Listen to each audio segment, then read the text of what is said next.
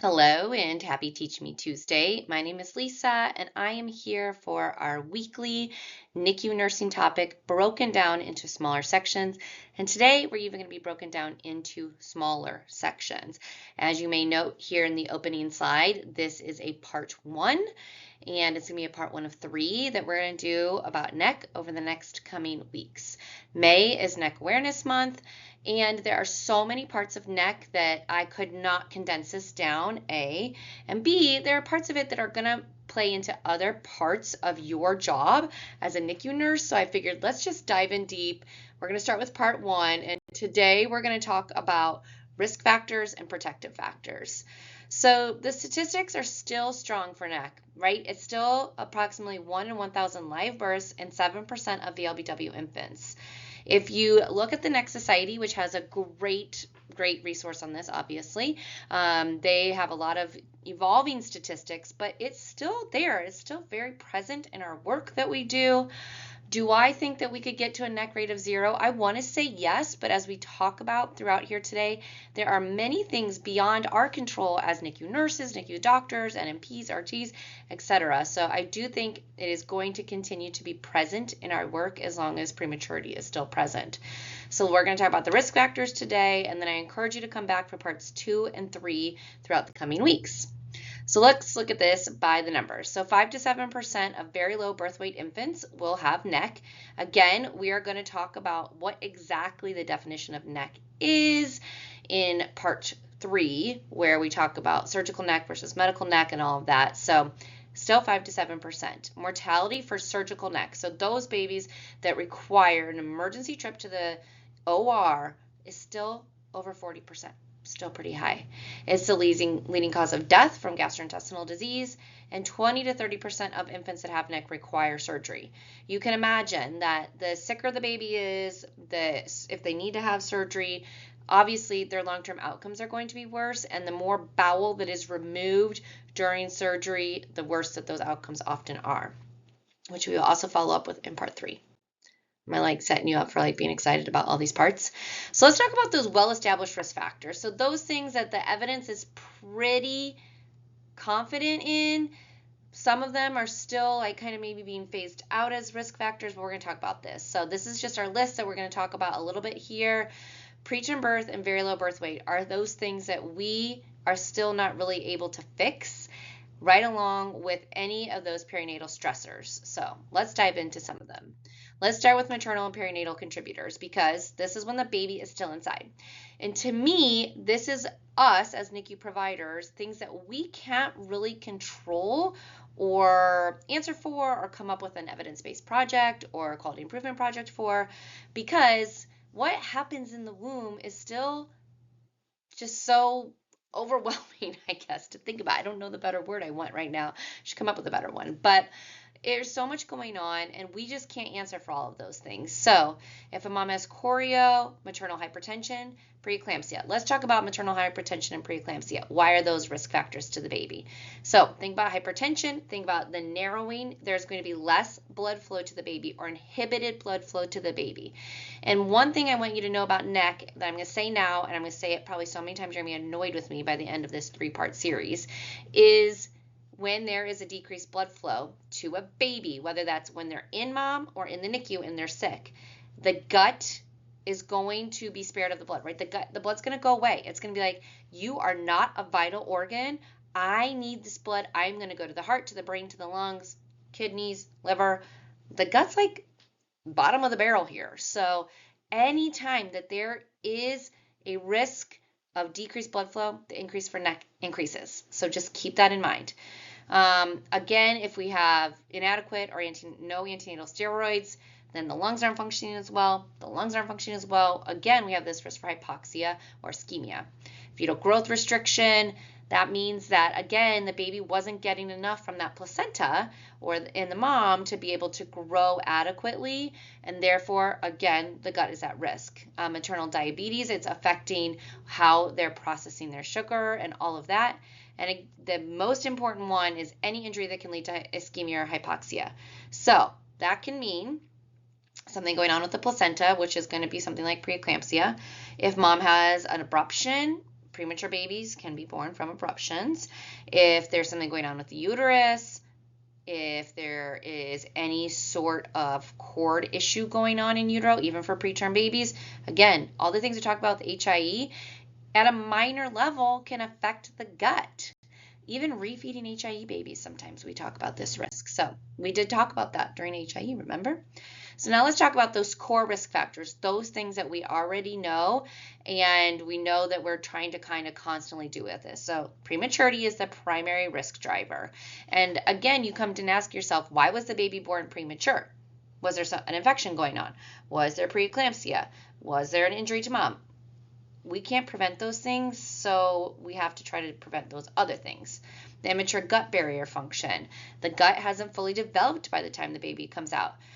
Decreased immune defenses, slower GI motility. This one is so important too because I want you to think about what the baby is quote unquote eating, drinking, what's going through the baby's gut in utero. Is this sterile amniotic fluid? Now, if the fluid is infected, of course, that's going to get into the baby. If there's not enough fluid, right, oligohydramnios, premature rupture of membranes, or having no fluid, all of those things are going to affect the gut. And also, it's going to affect that microbiome. We also talk about kind of the squeeze and what the baby gets when they go through the vaginal canal during delivery. So there are some talks about are C-sections a risk for this as one of those core risk factors. That has not really been tightly proven. Those are things that are really tricky to account for, right? If we're just like, oh, you had a C-section and then you got NEC, but no, there's probably like 30 other things going on in this cascade. And then poor regulation of mesenteric blood flows. This is what I'm talking about. When we have hypoxia and ischemia, or we have a change in our blood flow, that is going to affect what's happening to the baby's gut. So nearly all cases of NEC occur in preterm infants, particularly those born less than 32 weeks, which is why most of your feeding protocols probably talk about VLBW. So it's either a week or an age on there, right? So probably those, it's going to be less than 31 weeks or 1,500 grams get put on feeding protocols. And that's because those are the primary babies that are going to be at risk for getting NEC. Let's talk about our infectious or inflammatory triggers. So anytime a baby is septic, if they have bacteremia prior to their NEC onset, gut colonization, the increased intestinal permeability. This is what I want you to think about. Our intestines, I don't remember, this was so long ago. This was in between children. So probably 10 years ago. I went to a conference. It was in California. They don't offer this conference anymore, otherwise I'd tell you all about it. And they talked about the gut and the microbiome and how if you actually like stretched out the gut and tried to make it a thin line, it could like go around the world because of how the gut does all of this like granulation, the world, I mean the earth. And so all of these little areas, if an injury happens to any of those cells, you can imagine this increased permeability that's going on in there. And it's just crazy. Then the bacteria gets in. The bacteria is what's causing this inflammation. Inflammation prohibits blood flow around it, which is ischemia, which leads to tissue necrosis.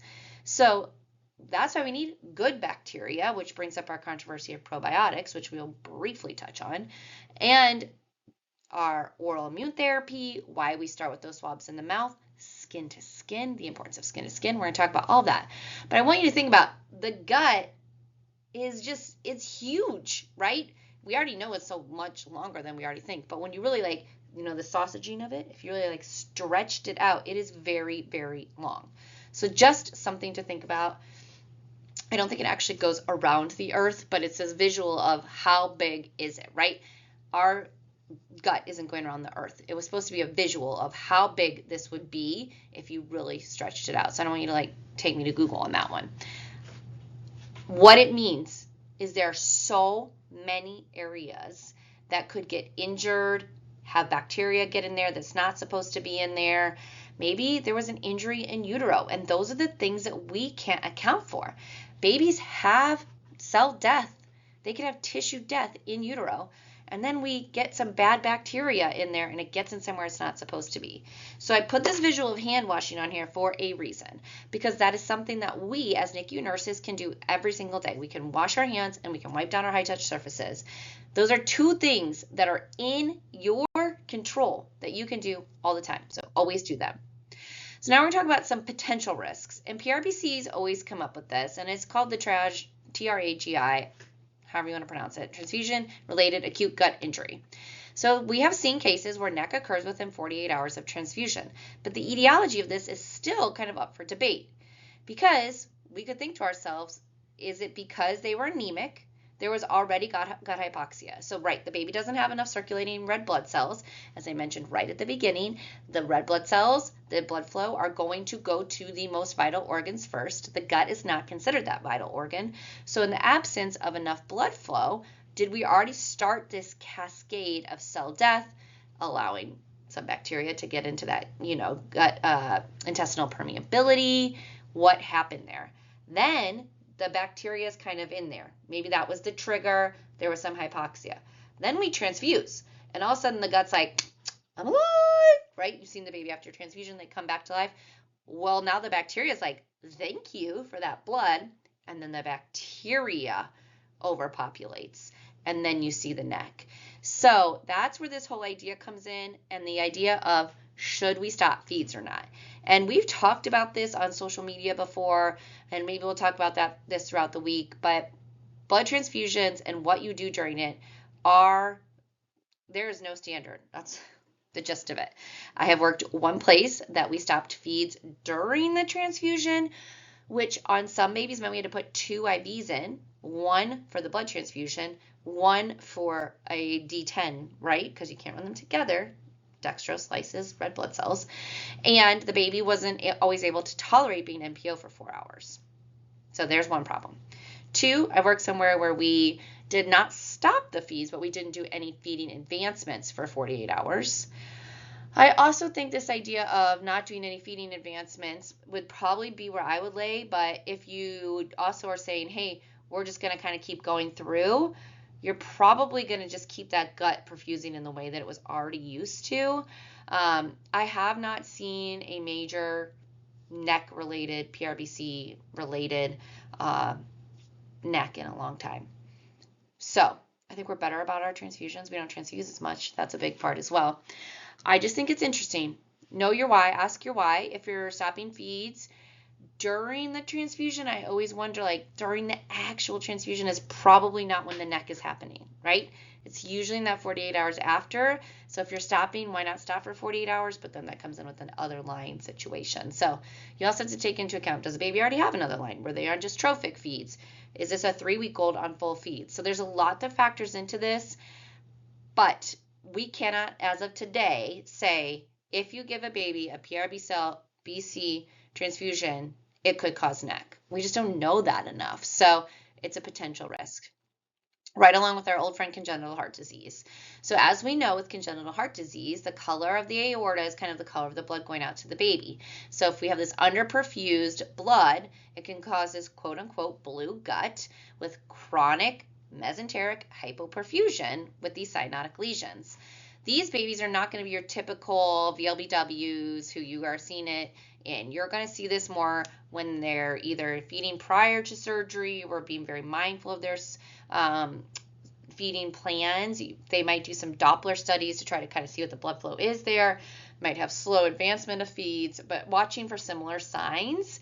NEC, if you have a CHD, does carry a higher mortality rate. So it's just something to think about. I don't know if we always kind of put those two together. And if you're on prostaglandins, which are working to keep your PDA open, as you might recall, right? Again, is there more mixing of this blood, and what is the blood that's actually getting to the baby? So just things to kind of think about. These are some risk factors that we talk about in clinical practice, and we haven't been like, yes, this is what's happening. So PDA, same idea, is what's going on with the blood flow. Where is our oxygenated blood getting? Are we getting enough oxygenated blood to the baby? UAs, UVCs, I think we're pretty much at a place now we are feeding with them. With the UA and UV in place, definitely we're feeding with UVs in. UAs, I think, is still a little bit of practice in some locations. Something to think about there. Feeding while hypotensive. So where I've worked, it's always been a rule that if you're on dopamine greater than 5 micrograms, you do not get fed. Is there some wiggle room if maybe we're on it because we need it to get our urine output to a good place? Maybe. That's been my primary practice because it says, hey, we kind of tried everything else and it didn't work. So we had to get you on to this dopamine. Therefore, we're probably not getting enough blood to the gut. Again, the blood is going to shunt away from the gut into the more vital organs. Pain and stress, what's going on with our cortisol level? Again, this is just something we're seeing. Hypothermia. To me, hypothermia is a sign that the baby's not doing well anyway. So is it going to prohibit this blood flow to the mesenteric, of your mesenteric? And then our non-standardized feeding protocols. On our next slide, we're going to talk about our protective factors. So we'll talk about that a little bit more. Again, you might be seeing some of these. I just wanted to touch on them. I don't have great evidence for what's going on there. But our protective factors, the top 3 are going to be breast milk, donor milk, and standard feeding protocol. I was a big part of a feeding team when I used to work out in Seattle. We reviewed hundreds, I swear, of articles. And not much in that literature has changed, maybe a little bit about probiotics, but we're going to come back to that. And what it tells us is it's not necessarily your advancement of feeding. It's not necessarily what day you start on. It's the consistency and the practice and in knowing what to look for and having your feeding protocol say something like, these are the signs that we would stop feedings. This is what we're looking for specifically. So, number 1, let's get breast milk going. Can we get mom pumping, encouraging her to pump? That's not something we can necessarily control again, right? Maybe mom's not able to make milk. Maybe she doesn't want to. So then we're going to go to the donor milk. So what is our protocol on donor milk? Who's getting it? How long are they getting it? These are the things you need to know. What we can control is getting the baby on a standardized feeding protocol and making sure we're following that feeding protocol. I've seen anywhere from our ELBW babies, we're advancing at 10 mils per kilo per day up to 40 mils per kilo per day. And I assure you, some of you are having a moment where you're like, 40 mils per kilo per day? Again, not always an increase in NEC because of that advancement. It's because it's consistent. But that's reducing that variability, and it's also not saying, hey, this doctor's doing this and they're doing that. Probiotics. We know that there is a lot of data about this. We know that they are not, approved for use because they're not sterile. We know that they had to pull back on probiotics. We were using them for a long time, and I do think we saw a decrease in our NEC rates during that time of having it. I never saw anything in the 2 units I worked in that we used probiotics where the baby got like a central line infection because of it. If you're still using probiotics, I know that there are some units that are. I think we're trying to bring them back, but they're not regulated, and so we don't always know what's in them. So you have to be really mindful of that aspect of it. Antenatal corticosteroids, again, if you're getting those steroids, you're going to help that VLBW, premature baby, move on. Your slow advancement of feeds, and then kangaroo care. Kangaroo care, oral immune therapy, that baby on the mom is getting that healthy flora that maybe they weren't getting in any other way. Same with your oral immune therapy that you're doing with your breast milk.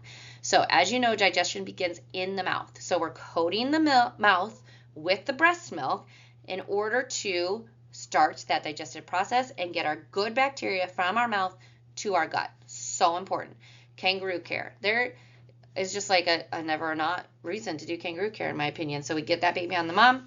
They're doing like they're licking, they're smelling. It's getting on their face. It's getting on their lips. All of that is so good for them and so protective. I wanted to show you some different feeding protocols and kind of what people are doing, and just having this idea that, again, there's going to be variation, but having a feeding protocol is what helps the babies the most. So if you don't have a feeding protocol in your unit, you should talk to someone about that. So that's the end of today of part 1, where we talked about our risk factors and our protective factors. Make sure you're coming back for part 2, but we know that it's a complex disease. We know that there are some very great things that we know are risk factors. Being born early, being VLBW, having prolonged period of time without feeds, starting with formula feeds, aggressively feeding the formula. We know that there's some controversial things, but we need our feeding protocols. We need to follow the evidence, and we together can help reduce the incidence of NEC. Join me next time. We're going to talk about signs and symptoms and what we are looking for as bedside nurses.